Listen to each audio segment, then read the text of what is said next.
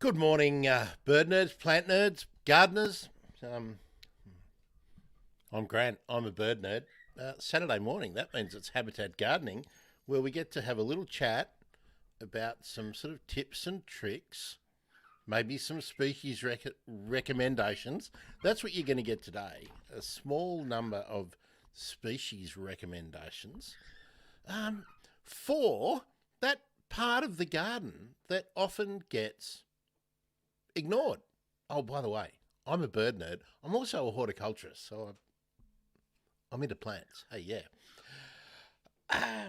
I visited a few nurseries this week too. Again, nurseries that are attached to hardware stores. You know the ones I mean. That's what got me thinking about this topic. There's not a lot in that zone, that planting zone. That's Loz, by the way, my co-host, my advisor, sitting off to the side. No doubt will come on camera shortly, and you can meet Loz. Good morning, everyone. Facebook, Twitch, Twitter. Nice to have the Twitterers along. Let's see, where else have we got? And I think some LinkedIn. Hello, LinkedIn. Okay. We've talked recently about lawns. We've talked recently about some ground covers. Last week I talked about correas, which are a fantastic native plant to, they're shrubs, a couple of ground covers as well. But it got me thinking that we don't often think about the plants that are not ground covers. They're not grasses. They're not tufties like kangaroo paws, where everyone thinks about kangaroo paws and grasses. But that zone that is sort of knee high and below, but that don't have that mat, that spreading habit.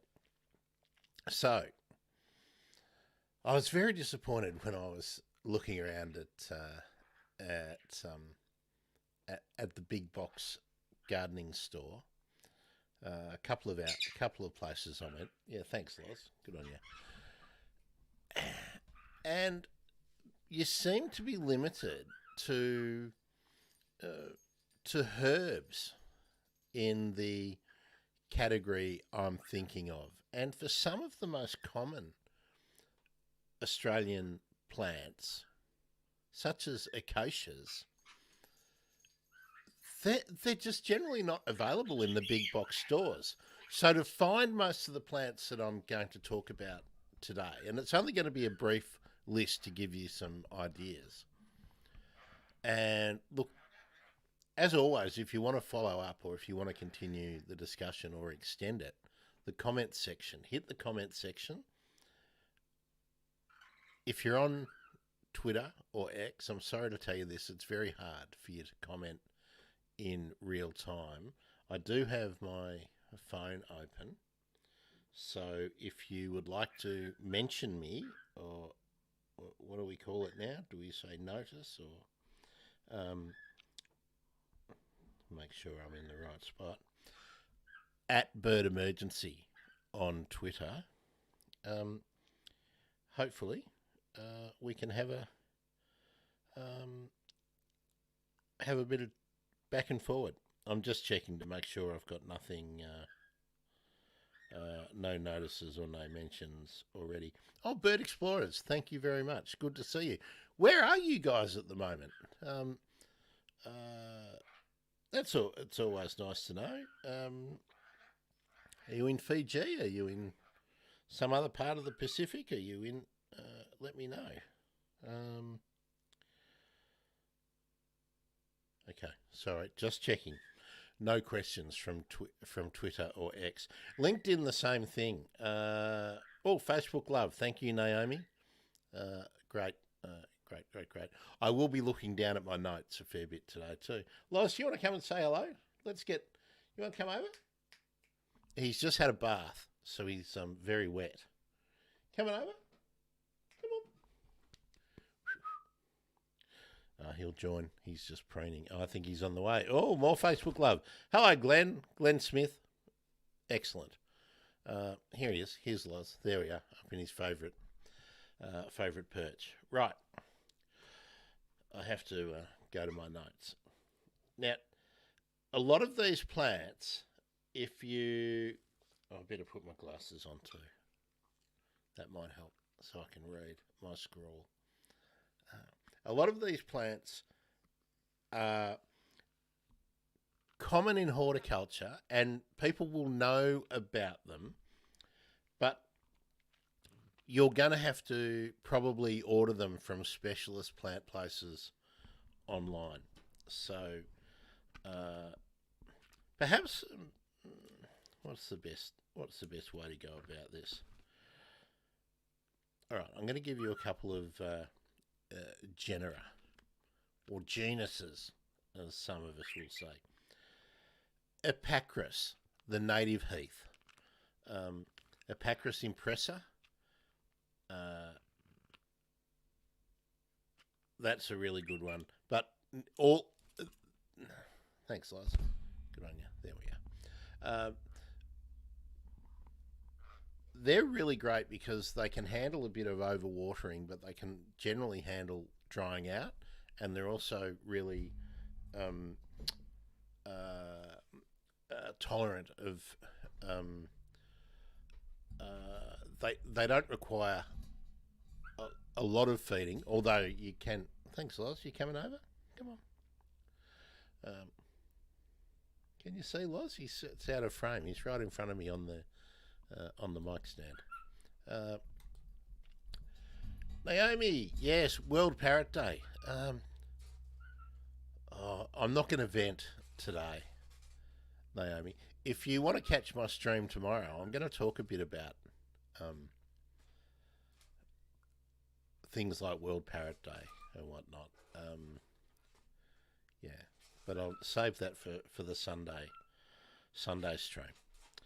Where was I? Epacris. Yeah, come on, Loz. Loz is sitting on the monitor now, so he's distracting me.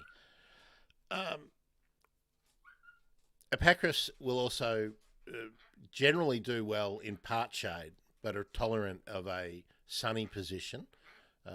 I will note they do like to be well mulched. Where are you going, Loz? Don't land on the camera, mate. No. Oh, where's he going? Oh, he's going exploring. I think he is going on the camera. Yeah, come over here. Come on. All right, let's get back to it. Beckia. You can look out for Beckias. There are a number of Beckias that are small, but the most common one, and Beckia is Baeckea. You know that Latin spelling? Oh, he's about to land on the camera. Oh, don't Loz. Beckia ramosissima, and there's two forms. There's a prostate or a spreading form, and there's an upright form. I would suggest that you hunt down either and use both. White, pink, or to pink flowers. Really, really useful plant. There is a small growing Banksia, Boronia Muelleri. Now, I think I've talked about Boronias before. The eastern states Boronias. Oh, now he's on the camera. Okay. Loz, come on, mate. That's why I don't bring him in every time. He's just had a bath and he's very hypo. Boronia Muelleri Sunset Serenade. You'll find that in a lot of places. Dampiera or Dampiera. Dampiera. Generally blue flowers. Generally small leaves and can be prostrate. You'll find prostrate forms and you'll find small clumping forms. What are you doing there, Loz? It's on the desk now. Brachycome. Brachycome. Brachycome.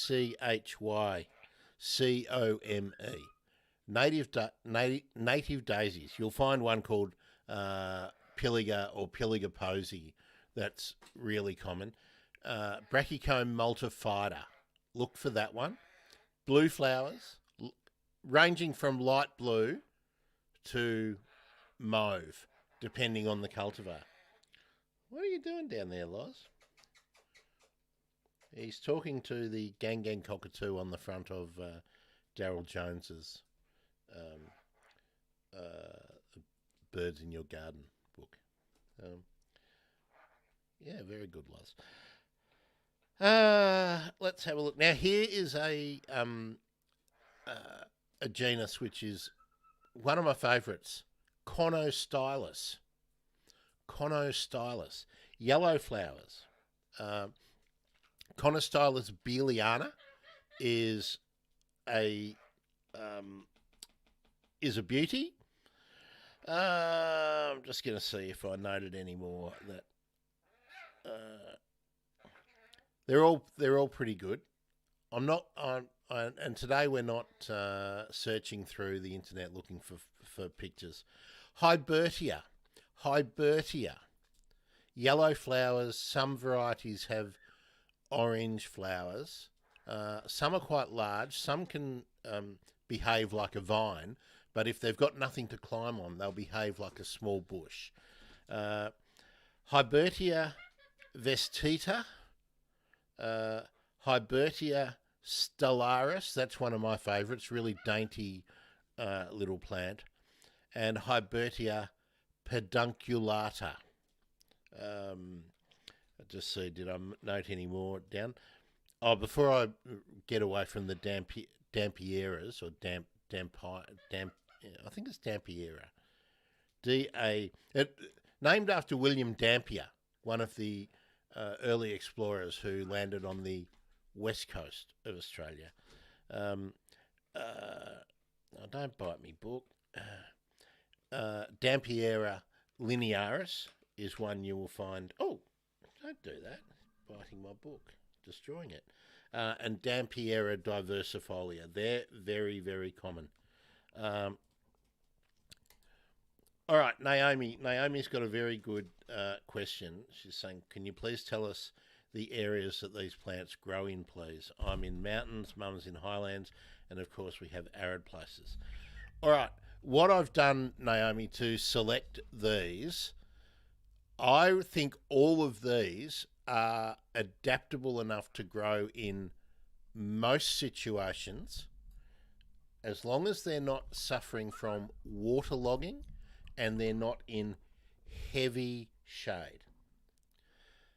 Okay? It's one of the problems of doing a stream like this where people could be listening or watching from anywhere. So what I've gone for is plants that I know are really adaptable. Actually, adaptable is not the right word, is it? It's probably just tolerant. That I've seen them growing in lots and lots and lots of situations. The most difficult of the situations is heavy shade for most people. Thanks, Lars. Thanks for that, mate.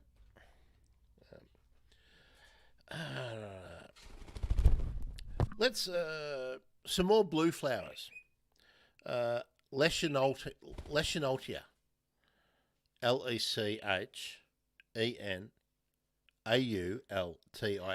might add, I have done a list for this, but I haven't got it ready to download. But I'll let you know when that is. So Leschenoltia. Now there are lovely blue Leschenoltias, and you'll find red Leschenoltias.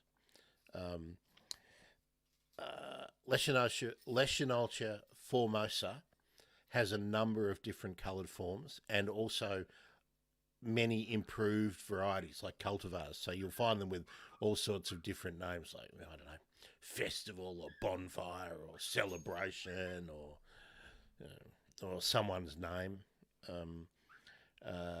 They're really, really, really good. Here's a genus that, again, is really, really adaptable and you'll find them in growing naturally in the eastern states, but also western states, also arid zones. Pimelia. Now, Pimelia filiformis is pretty groovy. I'll also note most of these will grow really well in containers, especially good for situations like rockeries. So, Glenn, if you're still here, good morning. I assume you're at Mount Annan Botanical Garden this morning, Glenn. Glenn's probably seeing heaps of these out and about. Darwinia. Look out for Darwinias. Do you notice I haven't mentioned Banksias or Grevilleas yet? Because they're overrepresented in most nurseries. Now, I've mentioned Eutaxia before, I'm sure, in one of these streams. Eutaxias. Get into it. Let's see. Hello, Zoan Patino. Now, there's a shorthand way of saying that. Maybe you can tell me. I recognise the name, but I'm going to guess that that's Philippines. So I'm not an expert in native Philippines plants. And I know the couple of times I went to nurseries, let me just get off topic for a minute. When I was in the Philippines, not the last time, but the time before, I did go to a couple of nurseries. Is it Ayala? Just trying to think where there's a cinema, but there's also a fairly big sort of retail nursery there. I didn't see one Australian plant in there, not even a eucalypt. So, yeah.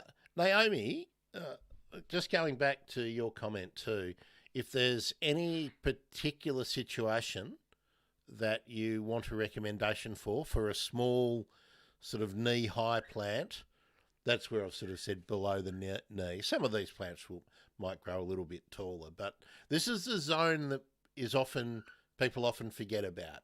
Just think when you walk around in other people's gardens, you'll see the tufty plants and you'll see some ground covers, maybe those really small Buxus edges or something. And then there'll be some larger shrubs, maybe a grevillea but the sort of the plants that will brush against your shins are the ones that often get left behind. But they're very, very important from a habitat sense. They're good hidey holes. If we were going to go all day, and we're not, thankfully, but I might extend a bit more tomorrow. I'm in the mood tomorrow to do maybe a long stream. We might do a gardening session tomorrow, but I've got a bit of a whinge to have tomorrow.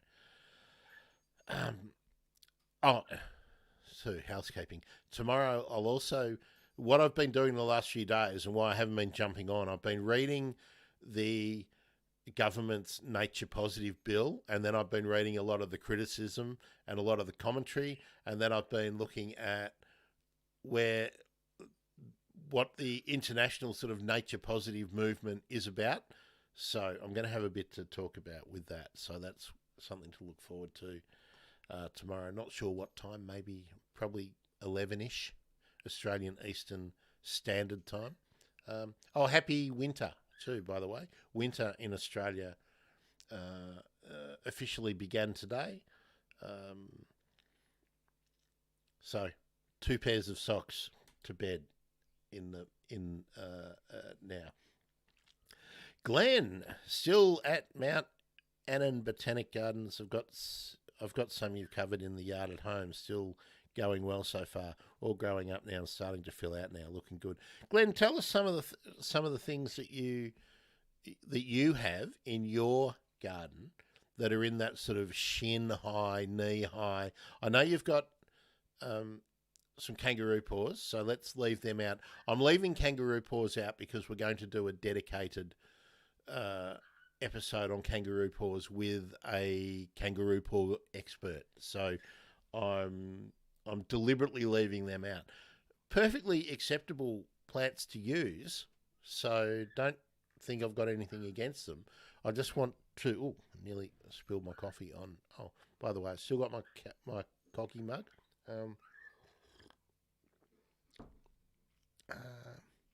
I've got some other news too. We'll talk about tomorrow in the t-shirt and coffee mug news.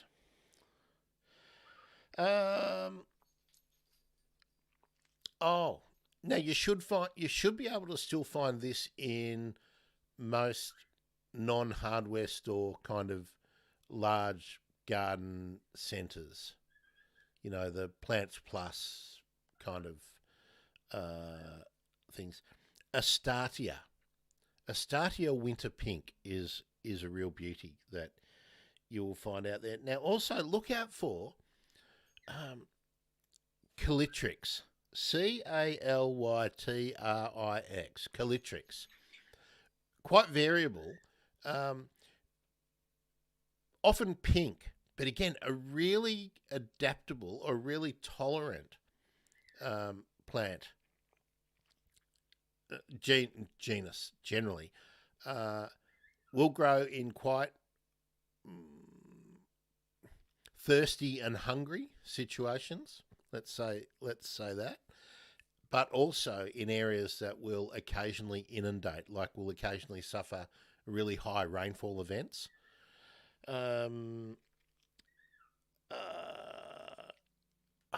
Now, we haven't talked about this one, or I haven't mentioned this one, I don't think, in any of the streams we've done before. I'll just take Glenn's comment down too, by the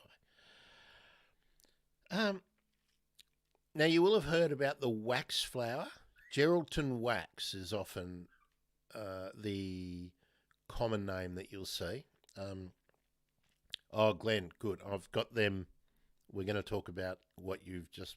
I'll put the comment up in a minute. Geraldton wax, Chamelaucium. Now, Chamelaucium, Chamelaucium, the Geraldton wax or wax flowers.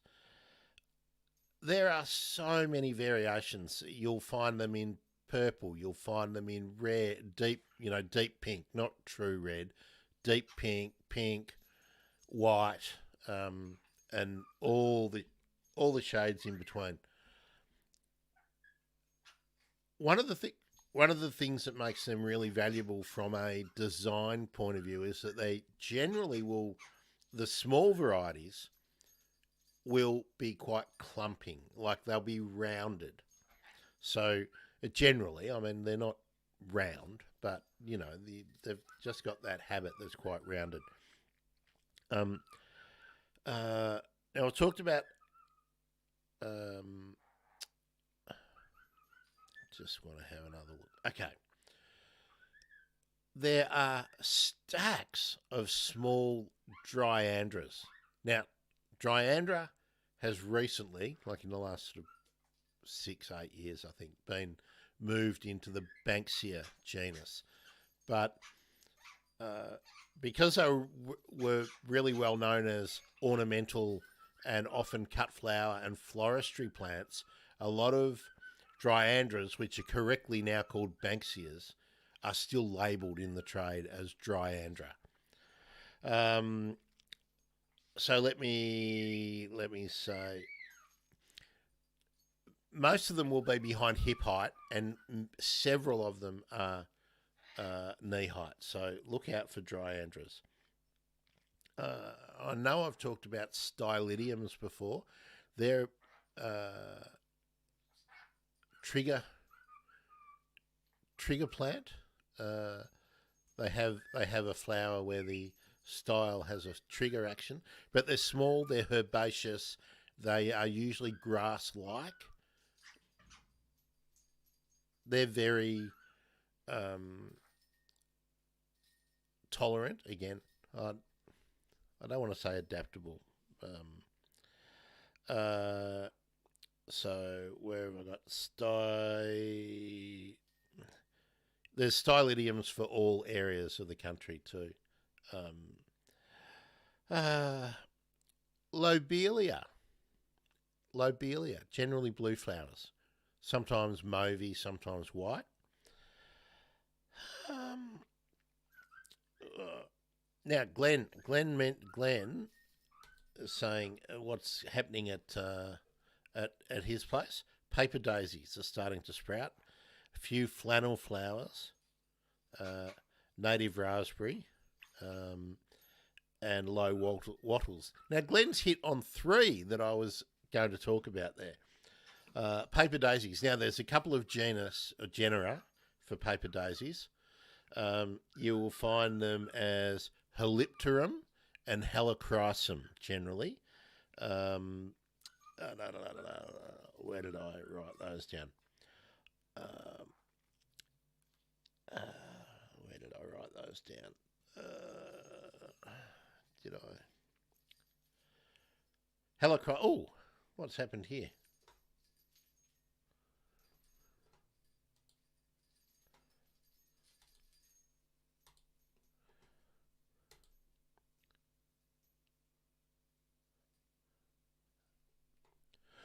Oh, sorry about that, folks. I don't know what's happened there. The streaming, not the streaming software. The thing that connects my camera to the computers are gone. Now, Naomi is saying my paper daisies never stop flowering. They're fantastic. Naomi, have you got the yellowy, orangey ones? Have you got the hard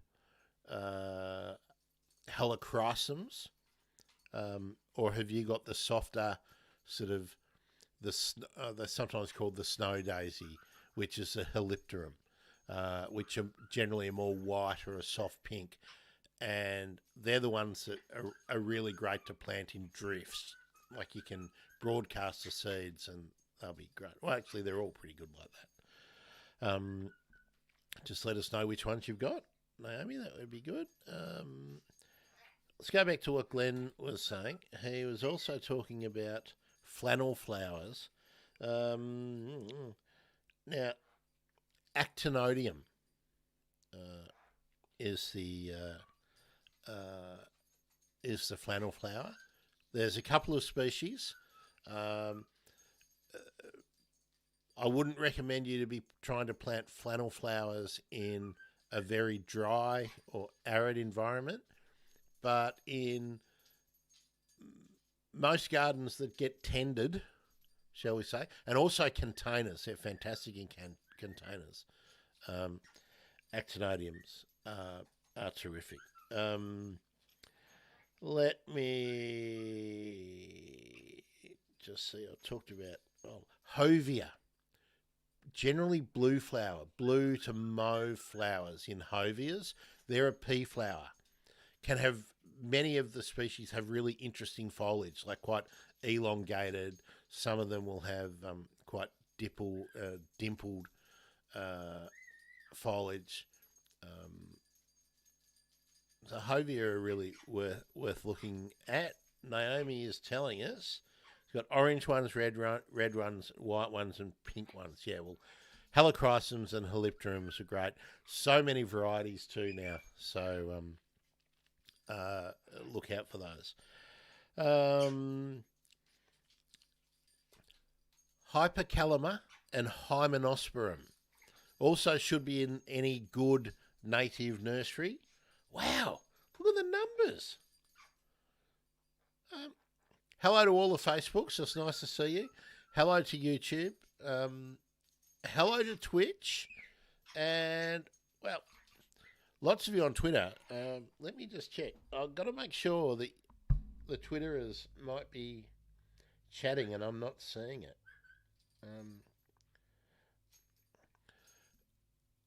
This show is sort of about you. If you've got a question or a comment, that you make it, and I would like it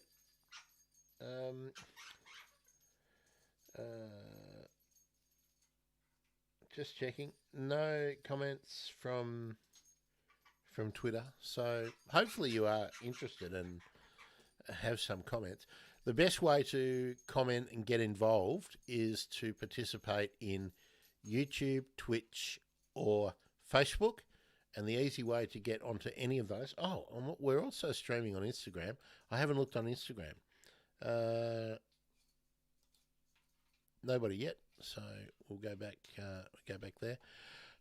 Thebirdemergency.com / and then add your platform of choice, either YouTube, Facebook, or Twitch, and it will take you to the relevant Bird Emergency page, and you can join in there. So that was what I would love you to do. Let's go back now. Glenn. I've got to remind myself. So we've talked paper daisies, Helipterum and Helichrysum. Look for either of those. Helipterum are much more adaptable in the higher rainfall areas, and if your drainage is a little bit poorer. The Helichrysums generally like sharp drainage, very free draining. That's why these things are great if you're making a rockery or a small garden where you're mounding parts of it, sort of halfway up. They're a great plant to plant in that zone, and they're low growing. Now, there was another daisy like Alerias. Aleria is another native daisy, but generally a larger plant, but there are small varieties, and the one that is a really showy small plant is Aleria teretifolia, and there's a variety called compacta. And you know why it might be called compacta? Because it's compact. So look out for that one. There are small tea trees, leptospermums. I know we've talked about leptospermums before in there, that they're very, very popular with insects, bees, beetles, flies that like nectar. And what are you doing down there, Loz? He's going exploring again. I can see a pencil container is going to get smacked over shortly. All right, now the reason I put that comment up from Glenn again is acacias. There's hundreds of acacias that are available, but some of them are very small. So let me mention a couple. We'll talk maybe 3 or 4. Acacia amblygona. Now there is a prostate form called winter gold. So look for that. And there's Acacia cultriformis. Now most of the Acacia cultriformis are quite small, but the variety called Cascade, or Ostriflora Cascade, it might be being marketed as, is really good because it flows. It's a ground cover, but if you plant it up a slope, it will spread down. Acacia glaucoptera. Let me have a look at Acacia bidentata. Geez, my handwriting's bad on some of these. Acacia bidentata, Acacia tayloriana. Now, these ones are good for well-drained situations. Acacia ulicifolia, or sometimes you'll find it as brownie eye, brown E-I, not brown I-I, but Acacia ulicifolia, beginning with a U, var brownie eye, is a small and quite prickly plant. It's a great refuge plant for. Now, did I say aculeatissima? But there are piles of acacias. It's really a matter of getting to know, and this is a tip for everyone, get to know your local nurseries. And local might mean they're 200 kilometres away from you, because there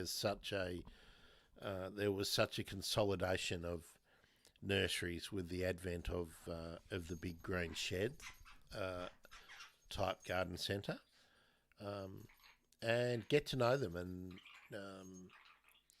ask if there are if they have, or if they can source something that you would really like. Now, I mentioned Beckias, didn't I? Here's a couple that you should be able to find in most places. Bauera, Bauera, Bauera rubioides.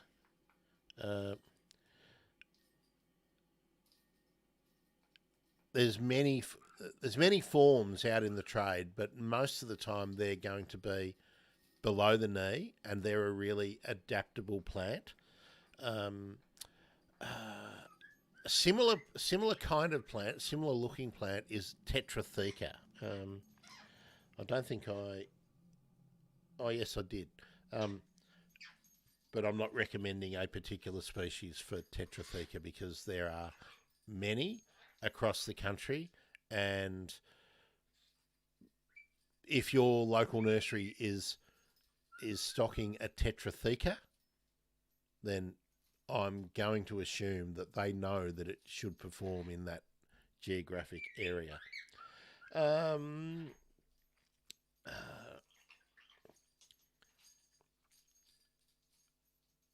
Now, I mentioned Pymelias, didn't I? Yes, I did.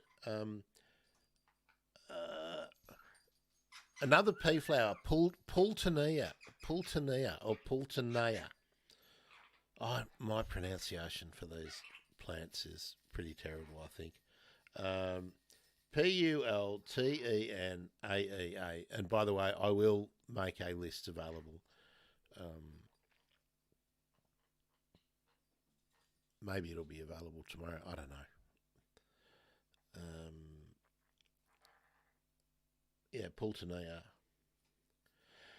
Where was I? Oh, I was going back. I hadn't mentioned, as I said, Banksias or Grevilleas, but I'm going to mention a couple of Banksias and then a couple of Grevilleas, okay? Because you're likely to find some of these in your local big box hardware store nursery.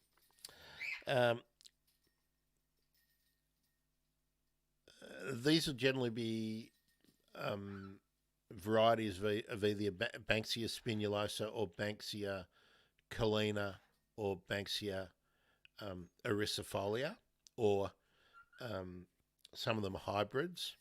But you'll find them as birthday candles. Okay, birthday candles is a good one to look out for.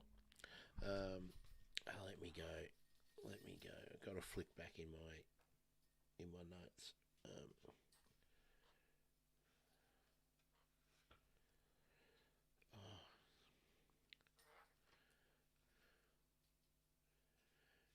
Here we go.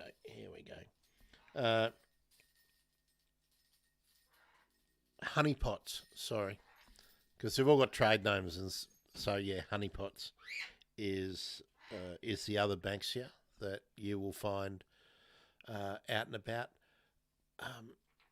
I also would like to say that Banksia media, even though sometimes it will get a little bit taller, Banksia media and Banksia baueri are really good ones to look out for. Thanks, Loz. Now, Grevilleas. I wanted to mention a couple, didn't I? The other Banksia too. There's an Integrifolia, which is the Coates Banksia, that has a semi-prostate form roller coaster. And the Banksia serrata, there's also another one called pygmy possum that you will sometimes find out there. It's just a semi-prostate form, so and these trade names are really dodgy, which is why I don't like using them.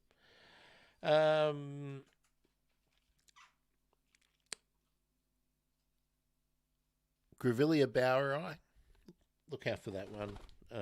Thanks, Loz. Grevillea aquifolium. That's a really good one. That's a native of southwest Victoria. Thanks, Loz. Here we are. We're going to get your whole display. Come on. I hope you caught that. That was Loz's usual display. Maggie McGuinness, thank you for the thumbs up on Facebook. Maggie, I haven't seen you in the chat before. Where are you watching from, listening from? And do you have a particular question or a comment?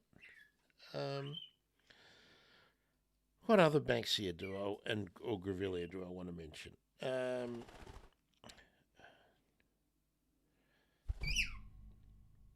looking for ones that I know are still out there. Grevillea juniperina has quite spiky foliage, not super spiky, but a spreading, low-growing habit. And one that's really common out in the trade is the cultivar or the selection Molonglo, and it's from eastern Victoria, so quite good in shade. Hello, Loz. Loz is looking at me on the monitor and wondering, he's doing his display for me. Now he's on the monitor.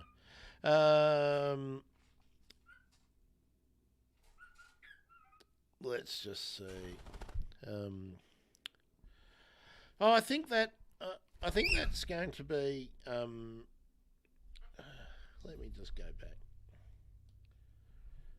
to my Grevilleas. Brachystylus alpina, Grevillea alpina.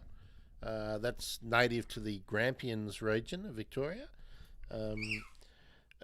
Very reliable. Bonnie Prince Charlie is one that you will find out in the. I'm going to have to give him a treat, some fruit or something shortly. Lots of Grevillea lanigera forms are great, and small forms of Grevillea levangulacea. So I think there's a whole bunch of things to start with. We might do a follow-up tomorrow. Now, the more I've been thinking about this, the more I'm interested in it, and maybe I need to get that work on that that list so you can have it tomorrow. I'm thinking of all the ones I haven't talked about, like the Beaufortias, and now he's on the keyboard, so that's going to be terrible, isn't it? Loz, come here, come on. There we are. Yes. So I think Loz is telling me that that's where we're going to end up today. Yeah, There's a lot more. There's many, many, many more that I could recommend. Come on, Loz. Come up here. That's it. Get off the desk. So, Habitat Gardeners. I would have liked to know. I would like to know, Maggie McGuinness, where you are watching. Oh, what are you doing, Loz? Come back on here. You can't drink the coffee. Get out of there. Now, if you're not from Australia, you might know that this bird that's jumping around, or you might not know this bird jumping around all over me, is a rainbow lorikeet, and a pet, not a wild bird. And they are nectar feeders, and they're very, very hyperactive because they get a high sugar sort of content diet. Oh, I've got to put him down. I've got to go and put him in the. He's had his bath. Now he wants some fruit. Naomi just said thanks. Can't wait to have the list. I will attempt to polish it off, get it out of my handwritten notes, out of my notebook, and type it up and give you some more of those cultural notes, like the best habit for it and whatnot. So yeah, Loz, come on. So we'll try and get that done for tomorrow, and maybe we'll do a bit of gardening talk tomorrow. Because the whole idea of doing this on a Saturday morning is to have some questions and some answers. There we are. Loz has gone back to his playpen. I'm waiting on an extra battery so that I can hook up Loz, so I can always have Loz cam on. I need a dummy battery for the second camera for Loz, so that you can watch what he's up to on his playpen. That would be fun. But yeah, just waiting. Okay, very distracted by Loz this morning, but nice to catch up with you all again. So, what was I at? Oh, housekeeping. That's what I needed to say too. Yeah. Holly's with me on Tuesday. We've had to move Monday to Tuesday. My regular maintenance medical thing for that big scary disease got shifted. So, just between you and me, I popped down there yesterday for my appointment, and they said, oh, the particular consultant that I had to see, they're not here today. We'll squeeze you in on Monday. Is that okay? Since you have to wait 6 or 7 months to get an appointment, yeah, I said that's okay. So Holly has graciously agreed to chat to us all on Tuesday. So Tuesday with Holly, Urban Birds Program Manager from BirdLife Australia, midday Australian Eastern Standard Time, because we're in winter, on Tuesday. Tomorrow, I'm just going to talk a lot about Nature Positive, and we might do an update on some of the World Parrot Day, and this is what I wanted to sort of vent about a little bit. I'll talk about how some of the parrot recovery programs around the world have been going, and sort of compare how some of the different recovery programs, no matter whatever they're called, however they're tagged around the world, have been going. And I won't tease the rest of them. We are going to talk penguins coming up soon, but we don't have a time, so I won't lock that in yet. So thanks, Naomi. Thanks, Glenn, for participating. Again, Maggie, it would be fantastic to know where you're listening to or watching from. All the Twitterers, all the X's, nice to have you aboard. Better just check the Instagram again. Elmore Bron. I hope Elmore Bron's from Elmore in Victoria. Thanks for joining in, Elmore Bron. And I do really... Oh, here we go. Oh. Good morning, Janice. Janice, I would be thinking tomorrow I will probably fire up between midday and 1 p.m. That would be my thought. I don't rush on a Sunday. Maybe it depends how cold it is. Also, I'll probably be finishing off the list. That will be a little bit like what I've mentioned today, but will include a lot more, depending on how much time I have. How many cultural notes I put on it. Yeah. Let's just say aim for 1 o'clock. Let's aim for 1 o'clock and see how we go.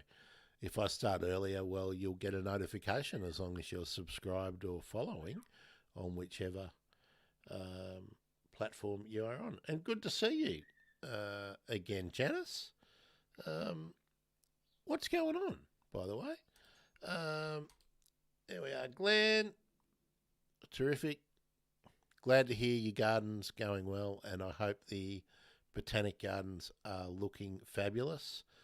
And there we are. How long have we been going? An hour. And of course, Instagram has disconnected. So, fantastic. Oh, I've said fantastic a lot this morning, haven't I? Our Loz has calmed down. That's just the way it goes. Enjoy your Saturday, folks. I'm Grant. I'm a bird nerd, also a plant nerd. Thanks for jumping onto the Bird Emergency again. Oh, I start this month too, the moving habitat gardening over to the habitat gardening stream. I think I'm waiting on some artwork and stuff for that too, so that I can sort of do it properly. Anyway, and that's what we're going to talk about a bit tomorrow too, just rapping about... I might show you the designs. I wanted to wait until the T-shirts and mugs and things arrive, but I might just tease the a couple just to give you an idea of the lane that we're going in on the merch. So yeah, thanks again. Subscribe, like, and share. Cheers.